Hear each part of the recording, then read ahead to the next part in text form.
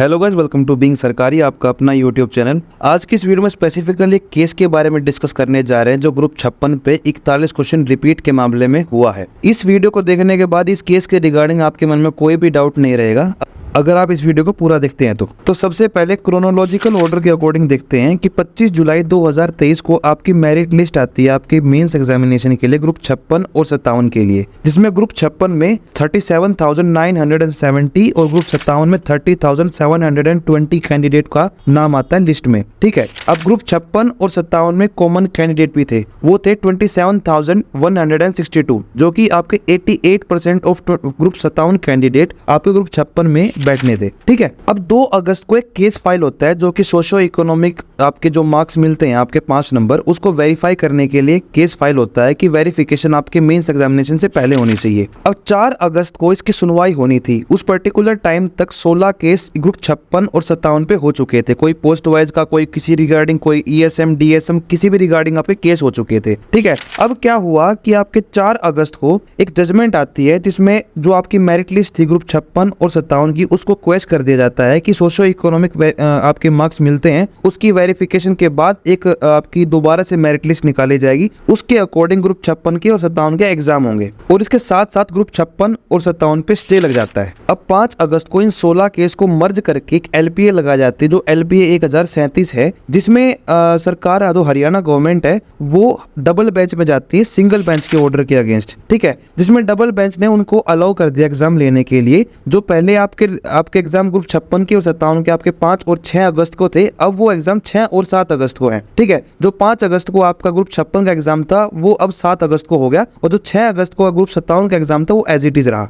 अब 6 अगस्त को ग्रुप 57 का एग्जाम कंडक्ट करवा लिया गया बिना किसी दिक्कत के, बिना किसी चीटिंग के, कोई इसमें न्यूज नहीं आई, कोई इसमें लीक नहीं हुआ, एग्जाम अच्छे तरीके से आपका एग्जाम ले लिया गया ग्रुप 57 का। ठीक है, अब 7 अगस्त की बारी आती है। 7 अगस्त को आपका ग्रुप 56 का एग्जाम था, जिसमें क्या हुआ कि आपके ग्रुप 57 के 41 क्वेश्चन ग्रुप 56 में रिपीट हो गए एज इट इज। ठीक है, अब इन 41 क्वेश्चन रिपीट इशू को लेके 11 अगस्त 2023 को एक केस रजिस्टर होता है कि जो आपके 41 क्वेश्चन रिपीट हुए हैं ग्रुप 57 के ग्रुप 56 में, उससे कुछ जो पेटिशनर थे उनके साथ प्रीजुडिस हुआ है, मतलब कि भेदभाव हुआ है। मतलब कि जो ग्रुप 57 में जो कैंडिडेट बैठे थे उनको उनके आंसर पहले ही पता थे और ग्रुप 56 में उनको बेनिफिट मिल गया। अब 3 अक्टूबर 2023 को इसको 1037 एलपीए के साथ मर्ज कर दिया गया और जिसकी सुनवाई आपकी 1037 के साथ ही होने लगी। सुनवाई की डेट बहुत ज्यादा बीत जाने के बाद 23 अप्रैल 2024 को इसकी फाइनल सुनवाई होती है 1037 एलपीए में, जिसके बाद 1037 में इसको डिटैच कर दिया जाता है। इसका रीजन क्या था कि जो मैंने आपको बताया था ना कि जो आपके 16 केस थे उसको ग्रुप करके 1037 एलपीए बनाया था। उस पर्टिकुलर टाइम पे जो डबल बेंच में फाइल हुई थी उस टाइम पे 1037 का ये हिस्सा नहीं था, तो इस करके इस केस को डिटैच कर दिया गया 1037 एलपीए से। अब इसकी सुनवाई अलग तरीके से की जाएगी। अब एक इंग्लिश टीचर है, उनकी मैं टेलीग्राम पे ज्वाइन हूँ, उन्होंने 1037 एलपीए का एक रिप्लाई डाल रखा है जो एचएसएससी ने कोर्ट में फाइल किया है। अब उनके रेफरेंस के अकॉर्डिंग मैं जो आगे आपको चीज दिखाने जा रहा हूँ उनके रेफरेंस के अकॉर्डिंग है। ठीक है, इस रिप्लाई में एचएसएससी ने बहुत सारी चीजों को डिस्कस किया है। फॉर एग्जांपल जैसे कि जो आपके रिपीट क्वेश्चन होने थे वो ग्रुप 57 में होने थे। अगर मान लो ग्रुप 57 पे या ग्रुप 56 पे स्टे नहीं लगता तो जो आपके ग्रुप 56 में रिपीट हुए वही क्वेश्चन आपके ग्रुप 57 में होने थे। ठीक है, लेकिन हो गए किसमें? ग्रुप 56 में। क्यों? क्योंकि स्टे लग गया था पहले एग्जाम पे और रीशेड्यूल करना पड़ा। ठीक है, अगर उनको किसी को प्रॉफिट या फिर किसी तरीके से बेनिफिट पहुंचाना था तो वो ग्रुप 57 वाले को पहुंचाना था। ठीक है, ऐसा नहीं होता कि एग्जाम जो आपका होता है, पेपर जो होता है, क्वेश्चन पेपर जो आपका होता है वो एक दिन पहले बनता है। नहीं, ऐसा नहीं होता। वो आपका एग्जाम 1 महीना या 2 महीना पहले बन के तैयार हो चुका होता है। ठीक है, ऐसा नहीं होता, उस पर्टिकुलर टाइम पे ही बन के तैयार होता है। समझ रहे हो बात को? तो इस तरीके से इस रिप्लाई में अप्रोक्सीमेटली 3 रेफरेंस, मतलब कि 3 केस की रेफरेंस भी दे रखी है। जो एक 2019 का है जो आपका प्रवीण कुमार का है, दूसरा आपका 2020 का है जो उपेश मलिक का है, और तीसरा जो है वो लेटेस्ट है 2023 का जो एचपीएससी एचसीएस एग्जाम का है जो वरुण गिरधर ने किया था। ठीक है, इन तीनों केसों का रेफरेंस एचएसएससी ने दिया है। इन तीनों केस को अच्छे तरीके से डीप डिस्कशन इस वीडियो में हम करेंगे।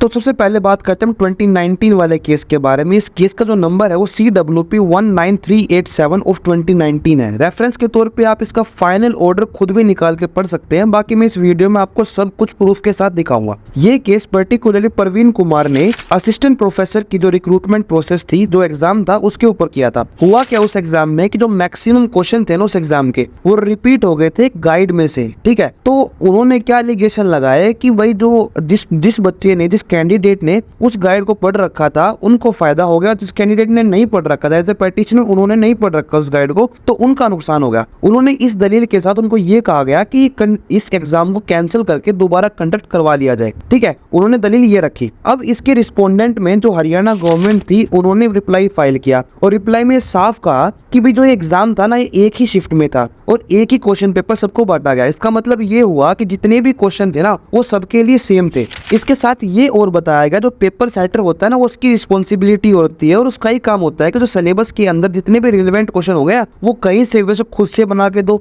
वैसे किसी प्रीवियस ईयर पेपर में से लगा के दो, इस तरीके से होता है। उन्होंने रिप्लाई में इस तरीके से बढ़िया तरीके से मेंशन करा। अब जज साहब ने पेटिशनर को कहा कि आपके पास कोई वैलिड प्रूफ है कि भाई प्रीजुडिस हुआ किसी के साथ, तो उनके पास कोई प्रूफ नहीं था और उन्हें कोई प्रूफ दिखाया भी नहीं। तो इस करके जो फाइनल जजमेंट आई इस केस में, वो फाइनल जजमेंट ये थी कि पेटिशन को डिसमिस कर दिया गया। अब सेम मामला CWP 3442 ऑफ 2020 में देखने को मिला। ये पर्टिकुलर केस उपेश मलिक ने किया था असिस्टेंट प्रोफेसर के एग्जाम पे। इसमें हुआ क्या कि 100 क्वेश्चन में से मेजोरिटी ऑफ क्वेश्चन रिपीट हो गए थे प्रीवियस ईयर से। अब इसमें जो रिस्पोंडेंट थे, मतलब कि मैं पहले पेटिशनर की बताता हूँ, उन्होंने क्या कहा पेटिशनर ने कि भी इस एग्जाम में घपला हुआ है और घपले के साथ साथ किसी पर्टिकुलर इंसान को बेनिफिट देने के लिए ये क्वेश्चन को रिपीट किया गया। अब इसके रिस्पोंडेंट में जो कमीशन थी उन्होंने ये साफ कहा कि जो क्वेश्चन पेपर था ना वो सबके लिए सेम था, मतलब सिंगल शिफ्ट थी, जितने क्वेश्चन आए वो सबके लिए सेम टू सेम थे, किसी के लिए अलग क्वेश्चन पेपर नहीं आया था, सबके लिए सेम क्वेश्चन पेपर था।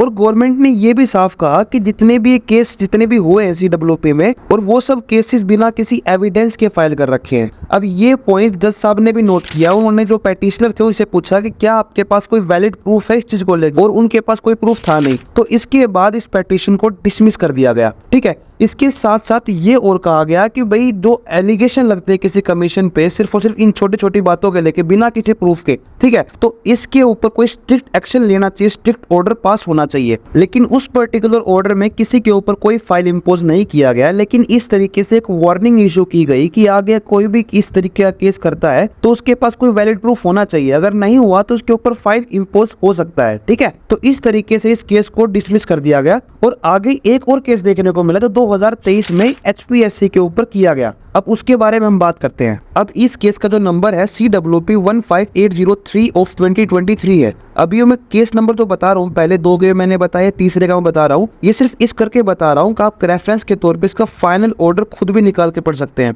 बाकी जितनी भी मैं आपको बातें बताऊंगा वो सब प्रूफ के साथ दिखाऊंगा ताकि आपको यकीन हो जाए। ठीक है, ये पर्टिकुलर केस जो था ये वरुण गिरधर ने किया था HPSC HCS रिक्रूटमेंट प्रोसेस पे। ठीक है, इसमें हुआ क्या, जो HCS में आपका CSET एग्जाम होता है ना वो क्वालिफाइंग नेचर होता है। जो मैंने पहले दो आपको केस की रेफरेंस दी है वो सब क्वालिफाइंग नेचर नहीं थे, उनकी मेरिट बननी थी, मतलब जो फाइनल आपकी जो मेरिट बनती है ना उसमें उसके मार्क्स जुड़ने थे, फिर भी उन पे रिपीट इशू काम नहीं किया। जो आप कई कैंडिडेट बोलते हैं ना, जो दूसरे ओपोजिशन में बोलता है कि भाई वो क्वालिफाइंग नेचर था HCS का, लेकिन जो मैंने दो आपको रेफरेंस बताई है वो क्वालिफाइंग नेचर नहीं है, वो आपकी मेरिट लिस्ट में उसके नंबर जुड़ने हैं। ठीक है, अब तीसरा जो क्वालिफाइंग नेचर वो HCS वाला था वो बता देता हूँ आपको केस। उसमें क्या हुआ कि आपके out of 100 question 38 question repeat हो गए किसी पर्टिकुलर एग्जाम से। ठीक है, अब जो पेटिशनर थे उन्होंने सेम चीज बताई जो आपके पिछले दो केस में रिपीट हो रही है कि भी प्रीजुडिस हुआ, मतलब कि भेदभाव हुआ या फिर किसी को बेनिफिट देने के लिए ये क्वेश्चन को रिपीट किया गया है। ठीक है, अब रिस्पोंडेंट जो है जिसका HPSC कह लो या फिर हरियाणा गवर्नमेंट कह लो, उन्होंने जो पहले मैंने दो केस आपको बता दिए ना उनका रेफरेंस दिया 2019 वाले का और 2020 वाले का। अब उसमें साफ मेंशन था, कोर्ट ने साफ लिखा कि सिर्फ रिपीट होना